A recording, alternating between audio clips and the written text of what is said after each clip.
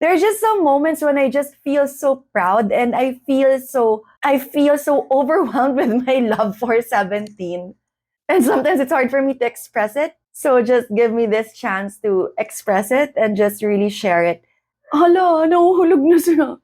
I still can't get over that 17 was in UNESCO. I just feel so proud of them. And I feel so proud about being a carrot. I think ito rin yung sinabi ni Song Chul, di ba? Like, he wants to be an idol that you'd be proud of standing, of being a fan of. And there were so many things that they said during their speech in UNESCO that really resonated with me. So I just wanted to share with everybody 7 life lessons that I took away from their UNESCO speeches. First, dream big. It sounds so simple, but it's actually a huge deal. It was so touching to me when Songkwan was talking about how he was just dreaming about this when he was just running around the island of Jeju, which is far away from Seoul, just for him to be able to reach his dream. And a lot of us are always doubting just going for our dreams. And that is something I personally have been struggling with as well. I read something online that says something about maybe you're not afraid of failure.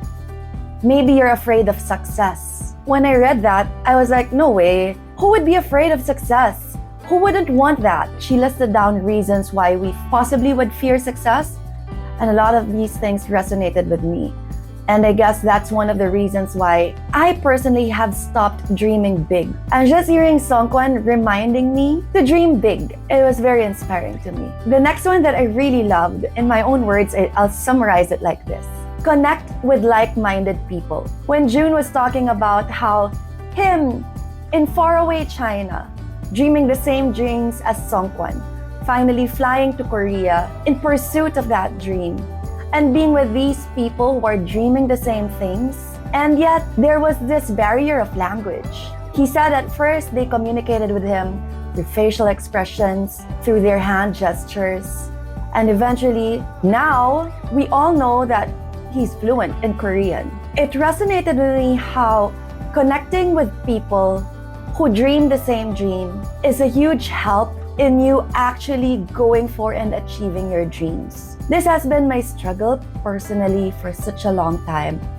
I wasn't surrounded with people who were going for the same things that I wanted for my life. Or perhaps the pandemic just made a big reset where everybody is now more inclined to think more about how they want to live their lives. And just connecting to these people has given me that confidence to actually just go for it. Having that real conversation, it's such a huge push to the right direction. And I'm just so grateful that June shared that story with us.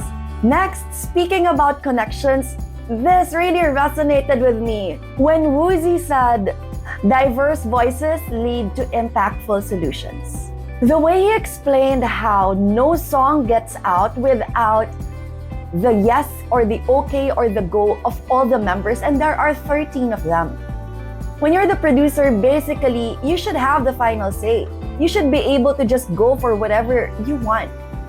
But because they value that connection that they have, because of that common dream that they all have, every voice matters. He said, if it is not complete for one member, then it's not complete for everybody. If it doesn't resonate to one of the members, then it won't resonate to their audience, to carrots, to whoever is listening to their music. And I found that just so beautiful. Again, it goes back to the connection. Whenever you want to put your idea forth, without even trying to listen to what the other person is trying to tell you, it becomes so isolating.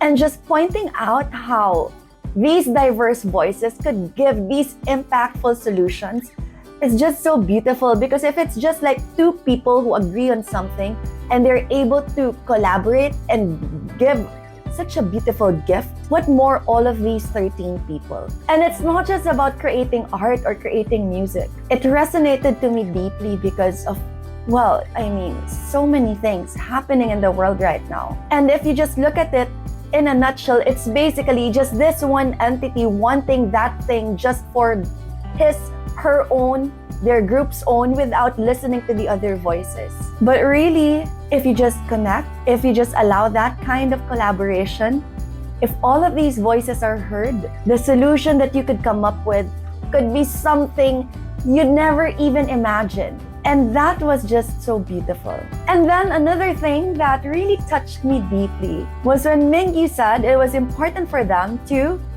share joy. He said that when they debuted a year after that, they started earning a little bit of money. And because they wanted to share that joy, they came up with the idea of donating 13 goats in their names to Tanzania because they knew that it could help these families, this community, to do better with their lives because that goat would be a huge source of income for them. Knowing that sharing joy could also bring joy to other people. Sure, there might be others who wouldn't be able to appreciate the joy that you're giving out, but there would be people who would appreciate it and accept it. And also in the same note, it's so beautiful how they were just so grateful and they wanted to share that. How old were they when this happened? They were teenagers. And they actually thought of doing something like this. It's because of this kind of gratitude that they have that they are able to actually achieve the things that they are achieving now.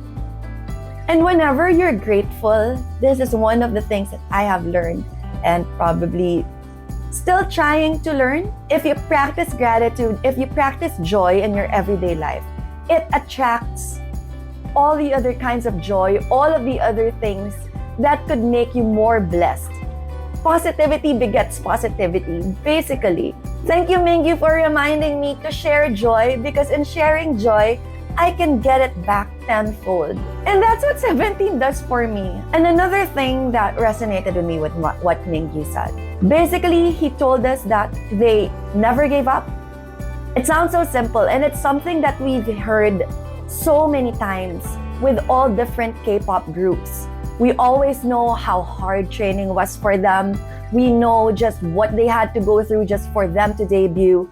And as soon as they debut, it's still hard for them to actually find audiences, people who would listen to them, purchase their albums, support them, and make them the big stars that they eventually become. It's easy to give up. It's easy to just let go of your dream. Again, going back to the fear of success, letting go of your dream just so that you can settle.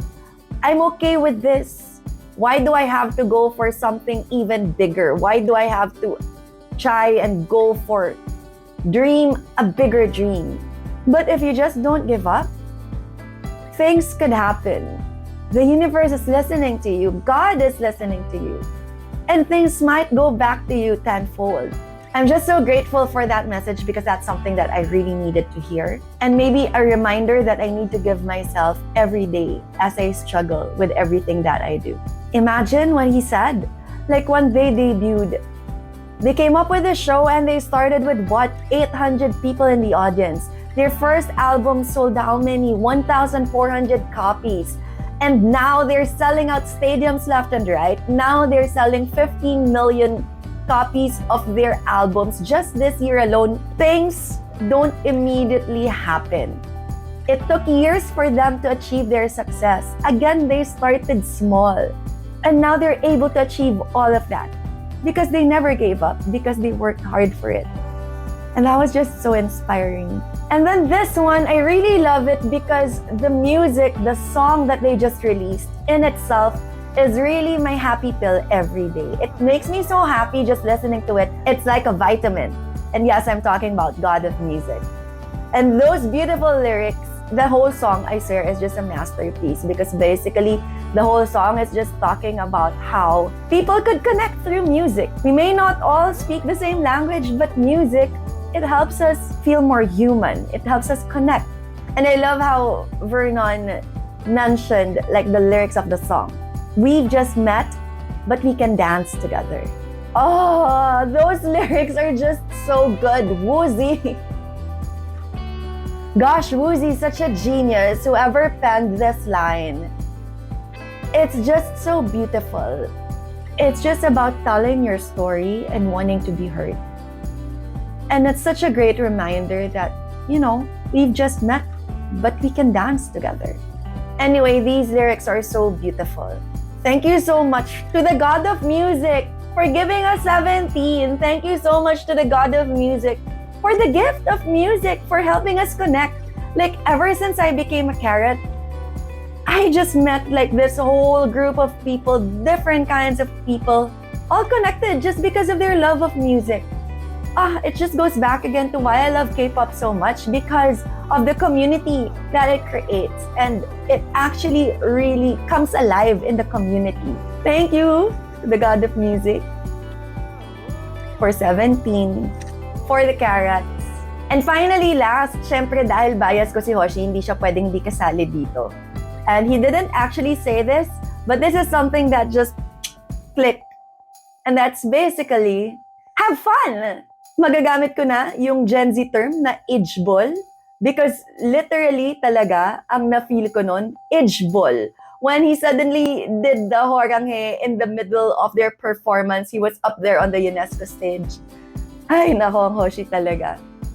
But that was such a fun, happy moment.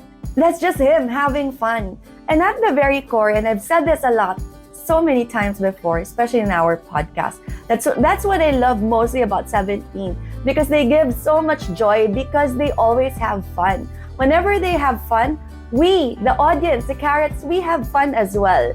Kaya sobrang, ang sarap-sarap nilang pakinggan, ang sarap-sarap nilang panoorin, because you just feel how much fun they're having with each other.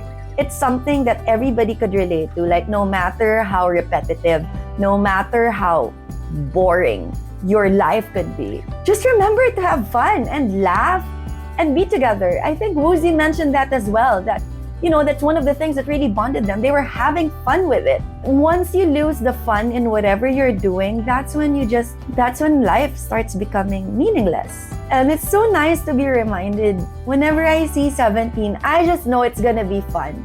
I just know that whatever happens, I'll have a huge smile on my face.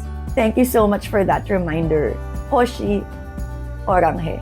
So there, I just shared that because I just really wanted to share my thoughts, because honestly, I'm still so very overwhelmed with what happened.